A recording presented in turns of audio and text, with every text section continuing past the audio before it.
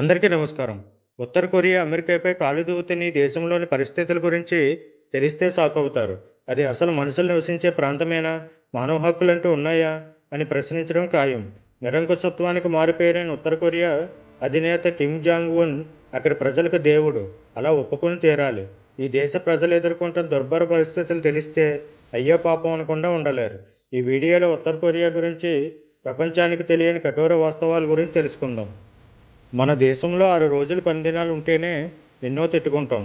అయితే ఉత్తర కొరియాలో వారంలో 6 రోజులు పని ఉంటుంది. అలాగని ఒక రోజు సెలవిస్తారని అనుకోవద్దు. ఆ రోజు వాలంటీర్గా పనిచేయాల్సి ఉంటుంది. అంటే వారికి వారంలో 7 రోజులు పనే అన్నమాట. ఉత్తర కొరియా అధినేత కిమ్ జాంగ్ సొంతంగా తన బయోగ్రఫీని విడుదల చేసుకున్నాడు. అందులో అతడు 2 ఇంద్రధనుస్సుల మధ్య నుంచి పుట్టానని, ఆ సమయంలో ఆకాశంలో కొత్తగా ఓ నక్షత్రం పుట్టిందని తెలిపాడు. అంటే ప్రజలు తనని దైవంలా భావించాలనే విషయాన్ని అలా చెప్పాడనమాట. చిత్రం ఏమిటంటే అతడికి వాతావరణాన్ని కంట్రోల్ చేసే పవర్ కూడా ఉందంటండోయ్. ఉత్తర కొరియాలో 2025వ సంవత్సరం నడవడం లేదు. అసలు అక్కడ మన క్యాలెండర్నే ఫాలో అవుతారు. ప్రస్తుతం వారికి 112వ సంవత్సరం నడుస్తుంది. ఎందుకంటే వారి క్యాలెండర్ను కిమ్ -2 సంగ్ పుట్టిన తేదీ నుంచి లెక్కిస్తున్నారు. ఉత్తర కొరియాలోని ప్రతి ఇంట్లో ప్రభుత్వ రేడియో ఉంటుంది. అది ఎప్పుడూ ఆన్లోనే ఉండాలి. ఆపితే శిక్ష తప్పదు. ఎవరైనా దక్షిణ కొరియా సినిమాలు, అశ్లీల వీడియోలు చూసినా, బైబిల్తో కనిపించినా మరణశిక్ష విధిస్తారు. క్షమాభిక్ష అనేది వారి డిక్షనరీలోనే లేదు. అక్కడ పేదలకు ఫోటోలు తీయడం నిషేధం. అది తమ దేశ ప్రతిష్టను దెబ్బతీస్తుందని భావిస్తారు. అయితే ఉత్తర కొరియాలో ప్రజలు తీవ్రమైన పేదరికంతో నరకం అనుభవిస్తున్నారు. అక్కడ 8th జూలై, 17th డిసెంబర్న ఎలాంటి వేడుకలు ఉండవు. ఆ రోజు పుట్టినరోజు కూడా చేసుకోకూడదు. ఎందుకంటే కిమ్ టూ సంగ్, కిమ్ జంగ్ టూలు ఆ తేదీలోనే చనిపోయారు. ఉత్తర కొరియా వెళ్లే పర్యాటకులు తమ మొబైల్ ఫోన్లను విమానాశ్రయంలోనే ఇచ్చేయాలి. దేశంలోకి ఫోన్ల అనుమతి లేదు. పర్యాటకులు స్థానికులతో మాట్లాడకూడదు. ఇందుకు ప్రత్యేకంగా ఒక గైడ్ని ఏర్పాటు చేసుకోవాలి. ఇష్టానుసారం ఎక్కడ పడితే అక్కడ తిరగకూడదు. ఈ దేశంలో కేవలం 3 టీవీ ఛానల్కి మాత్రమే అనుమతి ఇచ్చారు. అవి తప్ప మరే ఛానల్ రాదు. ఇక్కడ ఇంటర్నెట్ సదుపాయం ఉండదు. కేవలం వీఐపీలకు మాత్రమే అనుమతి ఉంది. ఇందుకు సొంతంగా రెడ్ స్టార్ అనే వ్యవస్థను ఏర్పాటు చేసుకున్నారు. ఉత్తర కొరియా ప్రజలకు బాహ్య ప్రపంచంతో సంబంధం ఉండదు. వార్తాపత్రికలు, వార్తా ఛానళ్లు వంటివి ఏవీ వారికి అందుబాటులో లేవు. దాదాపు 2.5 లక్షల మంది ఉత్తర కొరియాను జైల్లోనే బందీలుగా ఉన్నారు. జైలు చుట్టూ కరెంటు కంచెను ఏర్పాటు చేశారు.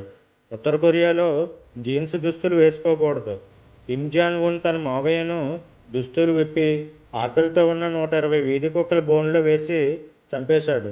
కిమ్ జాంగ్ ఉన్ 2000 మంది మహిళలతో ప్రత్యేకంగా ప్లెజర్ స్క్వాడ్ని ఏర్పాటు చేశాడు.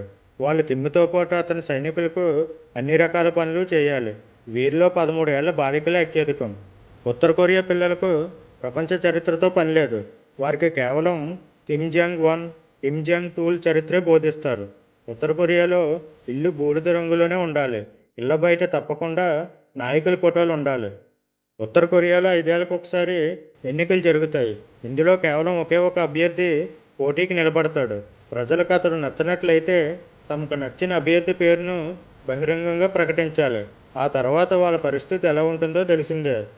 అక్కడ మగవాళ్ళంతా కిమ్ జాంగ్ ఉన్ హెయిర్ స్టైల్ని అనుకరించాలి.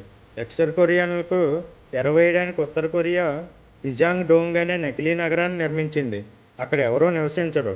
అయితే రాత్రి వేళలో అక్కడ ఇళ్లలో నిత్యం లైట్లు వేస్తూ జనాలు ఉన్నట్లు భ్రమ కల్పిస్తారు. ఉత్తర కొరియాకు ప్రత్యేకమైన టైం జోన్ ఉంది. జపనీయుల కంటే 30 నిమిషాల ముందుకు సమయాన్ని మార్చుకున్నారు. ఉత్తర కొరియా ప్రజలకు శిక్షల్లో బంపర్ ఆఫర్ ఉంది. ఒక కుటుంబంలో ఎవరైనా ఒక వ్యక్తి నేరానికి పాల్పడితే ఆ తర్వాత 2 తరాలు కూడా జైలు శిక్ష అనుభవించాలి. అంటే 3 తరాలు తమ జీవితం అంతా జైల్లోనే గడపాలన్నమాట. ఇప్పుడు చెప్పండి, ఇలాంటి దేశాన్ని నరకం అనకుండా మరేం పేరు పెట్టగలం? ఈ వీడియో మీకు నచ్చినట్లయితే లైక్ చేయండి, షేర్ చేయండి మరియు మా ఛానల్ సబ్స్క్రైబ్ చేయడం మర్చిపోకండి. జై హింద్.